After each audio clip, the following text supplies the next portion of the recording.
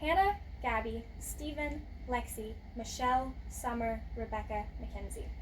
These are just a few of my friends who have scoliosis. If you started asking around, you would likely find quite a few people you were friends with also have the condition. So, what exactly does that mean for them? Is it treatable? I'll get to that in a minute. But the short answer is, who knows? Anyone who has this condition already knows that the best way to approach it is different for each individual case. I'm not here to go over my own afflictions with the condition or review the journey of someone else's diagnosis and treatment. The reason I am speaking today is to discuss scoliosis in a broad sense. What is scoliosis? Who is at risk for getting it? How is it treated? I'm about to tell you.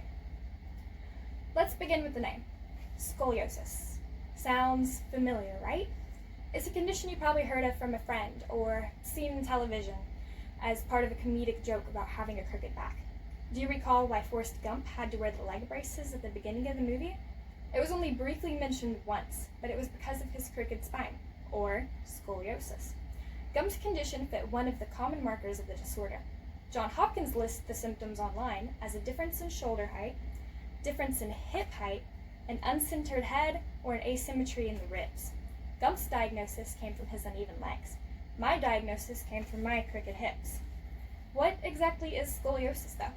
The American Association of Neurological Surgeons defines scoliosis as any abnormal lateral curvature of the spine. Well, what does that mean? This means that the spine already naturally has a curve, but when a curve is measured as anything larger than 10 degrees, a person has scoliosis. Now you might be thinking, so what? Does a little extra curve even do anything? And the short answer is, again, who knows? Some people may have scoliosis and not even know it because they experience no pain or noticeable changes in appearance. People like me have visual differences in their physique, like offset hips or a rib hump on their back, but also experience back pain and internal complications with breathing and balance. For more serious cases, the Scoliosis Reduction Center notes that approximately 29,000 teenagers require corrective spinal surgery to fix the extreme curvature in their backs. That's nearly 80 surgeries per day. At this moment, you might be thinking, oh no, was that back pain I had normal? Do my shoulders look even to you? And maybe you should be worried, but chances are you probably don't need to be. That brings us to our second question. Who's at risk for getting scoliosis? According to the National Scoliosis Foundation, only 2 to 3% of the population is affected by a crooked back. Now you might be thinking, that's still 6 to 9 million people, but chances are that you probably don't have scoliosis if you're watching this. This comes from the fact that most people are diagnosed with scoliosis from the ages of 10 to 15 years old. I was diagnosed with scoliosis at the age of 14 during my freshman year in high school. There's another common risk factor too. Were you paying attention to the list of names I gave at the start of my speech? If you were, you may have noticed that 7 of my friends with scoliosis are girls, and only 1 of them is a boy.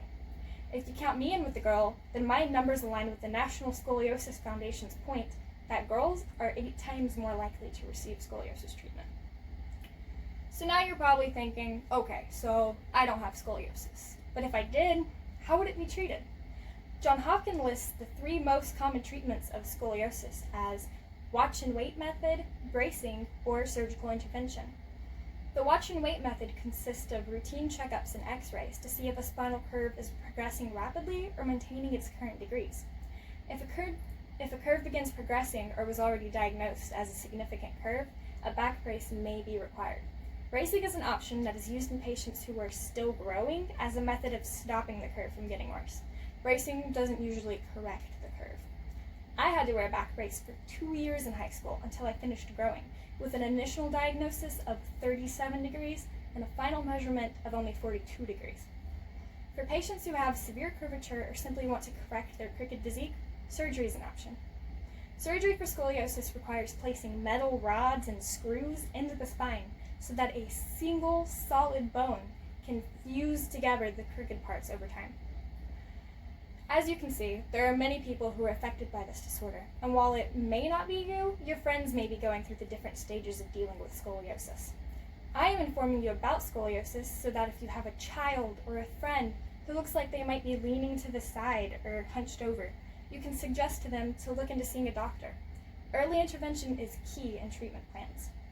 By informing more people of this condition, scoliosis patients might be able to look forward to a less crooked future, and the percentage of people who need surgical intervention may decrease, improving the overall quality of life for patients, friends, family, teachers, or coaches that have to deal with the fight against unintentional bad posture. Thank you.